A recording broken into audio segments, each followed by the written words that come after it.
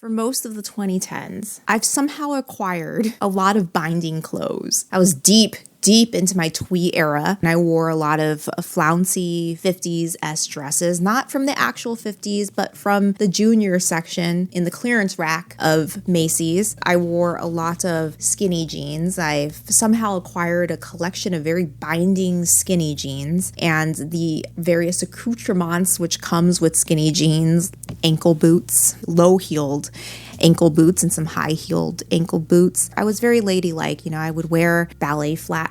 I would wear pantyhose or stockings, and they would be mostly black, sometimes a little colorful, the Blair Waldorf special. But after 2020, after we all got a little bit more comfortable, we all kind of let our hair down just a little with our fashion, I would look at my collection of skinny jeans and my body would just visibly cringe, I don't want to put them on. And dragging those skinny jeans up my legs, I feel like I'm just stuffing a sausage into its casing or something. And I just want to dress more comfortably, more flowy, a little bit more oversized, but still fashionably. Slowly but surely, I've phased out my skinny jeans. I don't really wear dresses anymore. I still have some dresses that are just monochromatic. I like the cut. Overall, I see a very dramatic shift in my personal style. And I have this friend, we met in 2009, and I was getting into and then slipping heavily into my twee era. And she would always remember me as the girl with purple tights and flouncy dresses and ballet flats, a very prim and proper. And every time she sees me nowadays, sporadically throughout the years, she'd just be very blown away by how I dress now, which is a t-shirt and jeans, just very comfortable. We saw each other at a wedding in 2022, and I was wearing a black dress, black pumps, and a red purse. She's like, I've never seen you wear so little color in my life. We met again in 2023, and I was wearing a purple t-shirt. You've probably seen this purple t-shirt in some of my videos from J.Crew. She's like, you're dressed so casually. You know how the way you dress is just embedded in somebody's mind, and they can't let go of that vision of you, but you've changed. So slowly but surely, over the course of 4 years, I have been kind of accumulating a bunch of images, a bunch of style inspiration from Japanese streetwear, specifically zoning in on what I now know as the city boy look, or from the Popeye Magazine, the Popeye City Boy or the Tokyo City Boy. And this all led up to my bucket list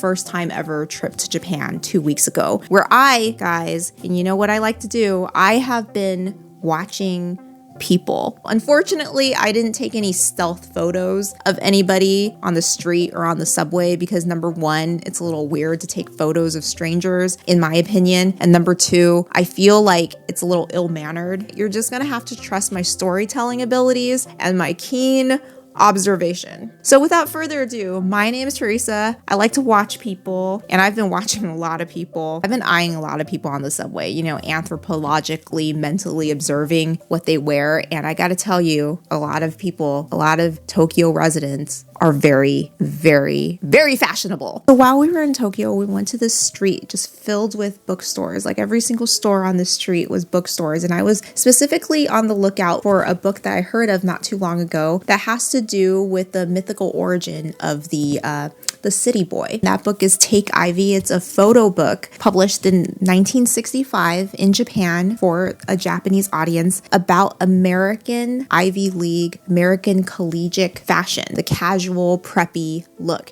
It was a mythologized version of what preppy Americans, what Ivy League students look like. The reason why it also speaks to me is because I love old school J.Crew. I love the old school J.Crew look. And in and around when Jenna Lyons was the creative director of J.Crew in the early 2000s, 2003, 2005, 2007, I used to get J.Crew catalogs in the mail. I never really bought any items from J.Crew at the time. It was always an aspiration that when I'm a little older and I make more money, I'll buy some J.Crew items. But I would get these J.Crew catalogs every month in the mail, and I would just pore over them over and over again. I always had a concept photo shoot. The Boston cover with the books was my personal favorite favorite, then they would go to Paris or they would go to Scotland. It was J.Crew in the early 2000s, but it still retains this classic preppy, old money-ish look. So I wanted to find the Japanese version of the Take Ivy photo book. Of course, the English version is available on Amazon. I could order at any time. It could arrive on my doorstep tomorrow, but I wanted kind of as a scavenger hunt quest, find it while in Japan. Unfortunately, I was not able to find it. I left Japan empty-handed, but it was one of the inspirations, one of the contributing origin stories of the city boy style that we're going to talk about. It's kind of a coming of full circle that the inspiration was American collegiate fashion that has been over the decades been customized, improved on to incorporate traditional Japanese clothing elements like the widening of the pants silhouette. So in 1967, when Popeye Magazine released its first issue, they were inspired by Los Angeles, California culture, the surfer, skater culture, basketball culture, UCLA. So as a native of Southern California, I was born and raised in the metro LA area. I went to UCLA. I guess that's why the city boy look of Japan appeals to me, because it reminds me of where I come from. The fun fact is that prior to going to Japan, I feel like I've been training to go to Japan my entire life. Ever since I was 13, I've been training myself to go to Japan. The thrifting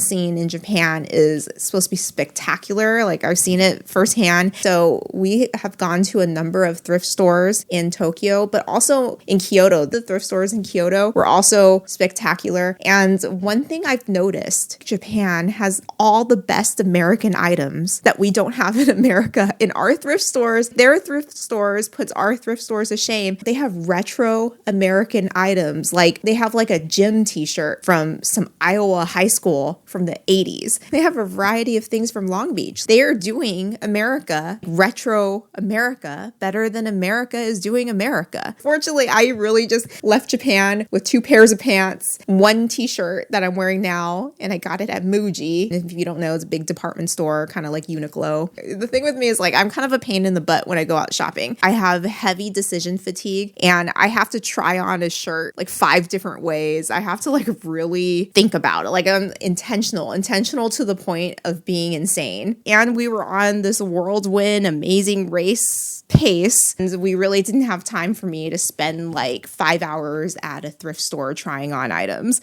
So unfortunately, I did a lot of window shopping. I did a lot of browsing. Next time, I'll be a little more prepared, or I need to work on being less intentional to the point of being insane. Just like normal intentional, but not insane intentional. So what I noticed was that they have a great vintage t-shirt collection, a great American vintage t-shirt collection. They have t-shirts that frankly bewilders me how they got there. Like a 1978 Iowa high school gym shirt in mint condition. They'll have a lot of t-shirts from Myrtle Beach, South Carolina, of all places. They'll have those 90s mom pants with the squiggly Memphis group designs. I remember seeing one button-down shirt that was Los Angeles themed. Had Santa Monica Pier, had Dodger Stadium. There was a ton of Dodgers caps. Remember when I did a whole video about finding a 1992 Long Beach Marathon shirt from an estate sale? I feel like that would do very well. Would have sold for top dollar. And by top dollar, I mean like $30 to $40 at a hip Tokyo thrift store. So even though the term is city boy, it's not exclusive just to boys, just to men. It can be adopted across genders. It could be adopted across age divides, young or old. I've seen fashion photos of an 80-year-old man wear this and he looks spectacular. I've seen 20-year-old girls wear this. I've seen 40-year-old women wear this and look spectacular. But one thing I've noticed between my personal style in the 2010s and now is that I'm much more interested in picking out pieces from the men's section, like a man's dress shirt, a man's denim jacket, definitely a man's t-shirt. And I like to mix and match a masculine piece of clothing with a feminine piece of clothing. I used to be very much into just wearing only feminine things. I shop in my department, in the women's department, I guess. But nowadays, I feel like that's all gone out the window. I'm much more comfortable shopping in the men's section now. So in that sense, I'm looking at the style and it's called City Boy. I'm looking at the wardrobe pieces and going like, I could wear this, I could wear that. I could shop in the men's section. Sometimes there's people with very old school ideas about women need to wear feminine things, men need to wear masculine things, men can't wear a purse. First of all, it's not a purse. City bag or a message messenger bag or a nylon bag or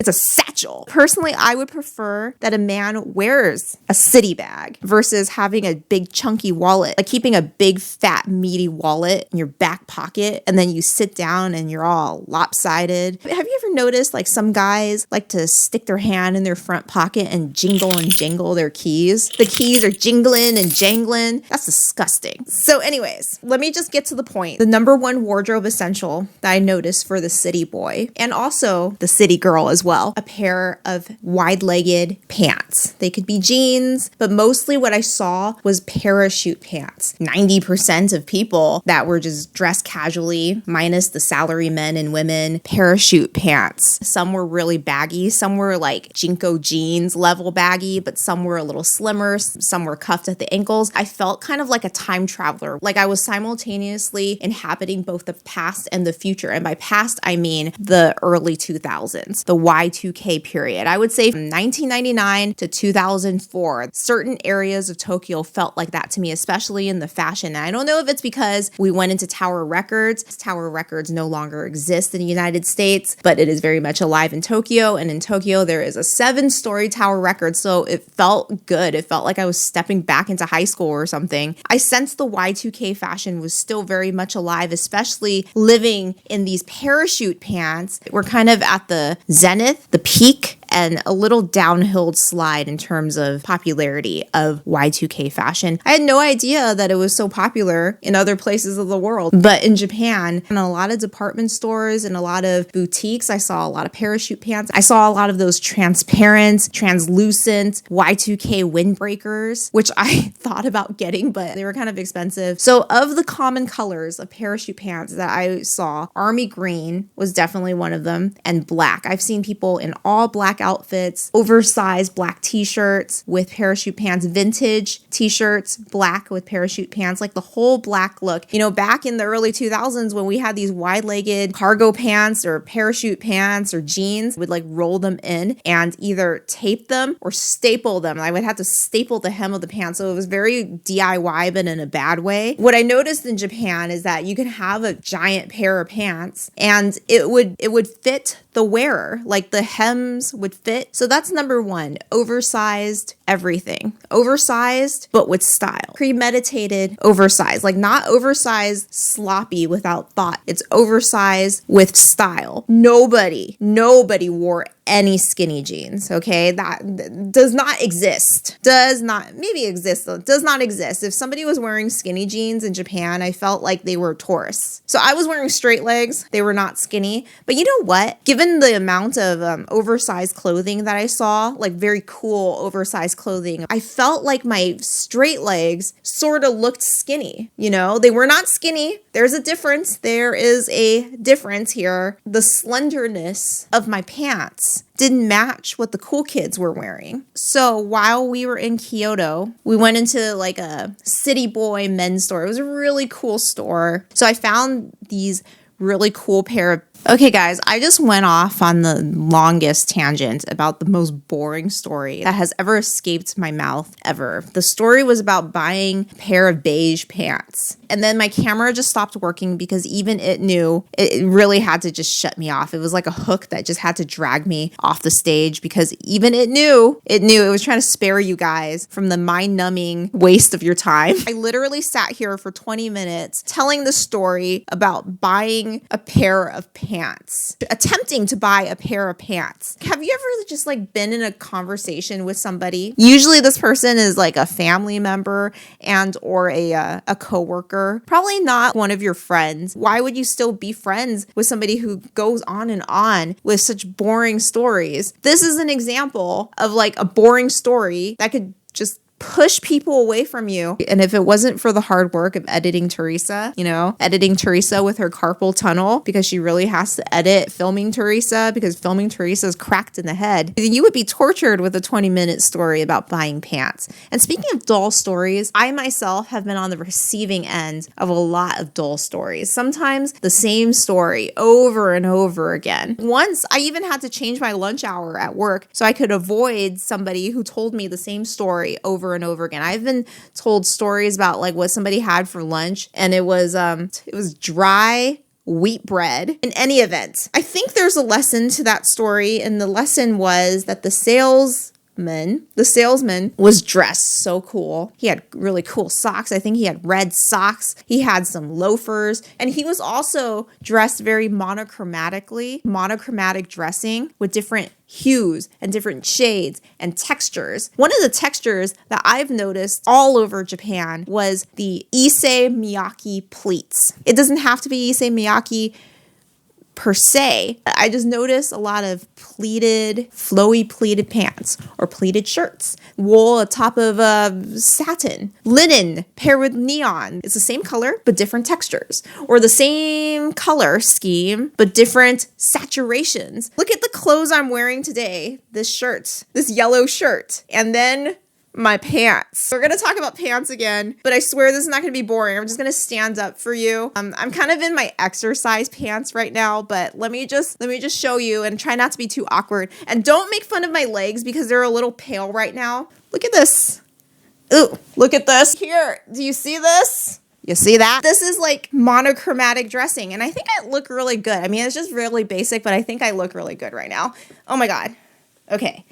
So monochromatic dressing was one thing that I noticed all over Japan. And another thing, people usually do not wear very bright, vivid colors. Army green was a recurrent color. Army green jeans paired with like an oversized blue dress shirt or oversized blue striped dress shirt. The blue is not like a vivid blue. Usually it's a muted blue. Mostly I saw neutrals, a lot of greens, definitely blacks and whites and beiges, browns. If there is color, and don't get me wrong, there's plenty of color. It's usually like a mid-tone, low contrast color. Like the saturation is not heavy saturated. Like for instance, you would not ordinarily see bright, vivid Barbie pink. You would see like a toned down, dusty pink. You would not see a bright, vivid blue. You would see a slate blue. You would not see a bright sunshine yellow. You would see a light, buttery canary yellow. Like this kind of yellow. Japan is a very big umbrella culture. Everybody has an umbrella, right? On our first day there, it was misting, just misting. It's not enough to get you drenched, but there could be a kiss of water on your raincoat, enough to get you damp. It's not a big deal. You don't need an umbrella usually in the States. If you come from like the Pacific Northwest, I see a lot of rain in the Pacific Northwest, and yet I don't see anybody with an umbrella. So we're like, it's just a little mist. Nothing. So we went out in our raincoat. Not 5 minutes passed while we were on the street. I started to feel like an idiot because everybody had an umbrella. There was nobody without an umbrella, and we were just like two dopes without an umbrella. I'm like, oh my God, we're completely standing out like tourists. No, there's some people without umbrellas, but they were tourists as well. We stayed in Ginza, and Ginza is more of like the bougie part of Tokyo. It has a lot of luxury department stores. And between you and me, I kind of like staying in bougie areas. I don't buy bougie, but I like the bougie vibe. The malls I go to in California happen to be very bougie, so it kind of reminds me of home. So we go to a department store. Everybody has an umbrella. They have umbrella bags. There's also places where you could lock up your umbrella. Like they have the infrastructure to handle your umbrella upon rain or shine, because a lot of women also use their umbrella in the sunshine, which is very smart because it protects your face from the sun. So anyways, we go into the department store. We're a little like rain kissed, but I felt very uncivilized. So after that, the next day, we both bought an umbrella. Maybe it's because if you wear a lot of oversized clothing, a lot of wide-legged pants, you're more likely to get wet if it's starting to rain. You might step in a puddle. The hems of your pants are going to get a little wet no matter how well tailored they are. So umbrella is very necessary. One of the habits I've taken away after Japan, I'm thinking about just busting out the umbrella during California summers. That's what I'm going to do, because I've noticed that on my face, I have a sunspot. I'm starting to develop some sunspots, could lead to age spots. That's it. From this day forward, mark my words, mark me. I'm going to carry around an umbrella. I am fully going to become the umbrella lady. I'm not going to go anywhere without this umbrella. And if people think I'm strange in America, well, I don't give a shit. It's either an umbrella or a visor, and I've chosen the umbrella because you could do many things with the umbrella. It'll protect you against the rain. It'll protect you against the sun. You could use it as a weapon if somebody tries to jump you. Sun is my enemy. You could tell from the shade of my legs, the sun is my enemy. I am going to avoid it at all costs. Maybe I should just start sleeping in during the day and waking up at night like a vampire. I know this is about to get like very banally detailed, but in terms of material for t-shirt, I noticed that in Japan, they like a thick cotton. For some reason, I notice a lot of Dodgers hats. Dodgers and New York Yankees, usually in the classic navy blue color or a dark foresty green or a beige. While it was too warm for me to really see this on any city boys, what I've noticed from magazine photos or streetwear photos, the skull cap instead of the beanie. In addition to parachute pants, on girls, I've noticed a lot of parachute skirts. Again, let me reiterate, the early 2000s is very much alive in Tokyo. The shoes are a little chunkier. And that just goes with wearing a wider silhouette bottom. If you wear small little ballet flats or slim shoes, it looks a little weird. So you have to wear a little chunkier shoe. Lots of New Balances, Doc Martens, Onitsuka Tigers, but also the Nike Air Max Coco sandals or something similar to that, like the chunky, gushy, balloony sandals. And almost everyone, male, female, everyone had a bag of some kind, like a messenger bag, a city bag, not necessarily a purse, a city bag, the viral Uniqlo Crescent bag, the Bellroy city pouch, something similar to that. There was a lot of nylon bags and men just wore bags. See, you would think that wearing parachute pants with big cargo pockets, you have a lot of stuff to put in your cargo pockets, but it's not necessarily the case. They have a bag. I've personally thrown away all the old-fashioned gender stereotypes of what women could wear and what men could wear. Like, men could wear skirts for all I care. Scotsmen wear skirts. Why can't you? And Scotsmen, they're manly. Back in the day, my husband used to have big cargo pants. You know, we went way back, all the way back to the early 2000s. He used to wear big cargo pants with deep pockets, big cargo shorts. He could fit a laptop in his cargo pockets. He would carry his wallet and his phone. Back then, the phones were smaller, the Motorola Razr, a digital camera, which has made a comeback in a big way because a lot of people were just carrying around digital cameras all over Tokyo. Despite the early 2000s coming back, we don't have flip phones anymore. We don't have the tiny little Sony Ericsson phone. We have big iPhones, big Android phones, big bricks of phones. You know, I wish the phones were a little smaller personally because it's a big thing to carry. So now with your big phone, you need a bag. Personally, I prefer men to carry a bag than to stuff all that stuff in their pocket. Just sticking your hand in your pocket and then just jingling your car keys and other things. Like, I don't like the motion of jingling. You should not jingle or jangle or like do any of this motion in your pocket in public. Do I see people jingle things in America? Perhaps I do. I think I've seen some dudes jingle. After I promise not to bore you with my adventures of buying pants and just the specificialities of pants in general. I seem to be very obsessed with pants. Yeah, I'm obsessed with pants. Like, I'm always looking out for pants that fit better. I think it has to do with trauma from the early 2000s of having to staple the hem of my big old cargo pants and then having said hem drag on the ground and get all nasty. I'm just obsessed with buying the perfect pair of pants. I kind of want to just torture you with the tales of the 4 pairs of pants that I packed in my luggage to go to Japan. Editing Teresa, don't you dare include this coma-inducing story. What is going on in your life that could possess you to tell a story about trying on pants? Isn't that the storytelling equivalent of watching paint dry? I can't even believe such a story left my mouth. I need to self-flagellate. Self-flagellate.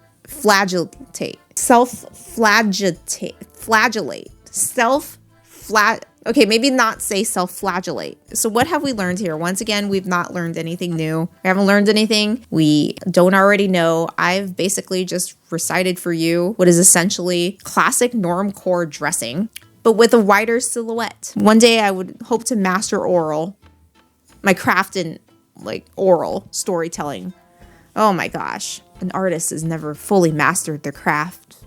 Ever. So one day I hope to have mastered my craft in storytelling that I can tell you about buying a pair of pants and being thwarted in buying pants, and it will be interesting to you. I don't know how that would happen. If you've enjoyed this video, please give it a thumbs up, and if you've enjoyed me, then consider subscribing to my channel. I have much more interesting stories to tell you that doesn't revolve around buying pants.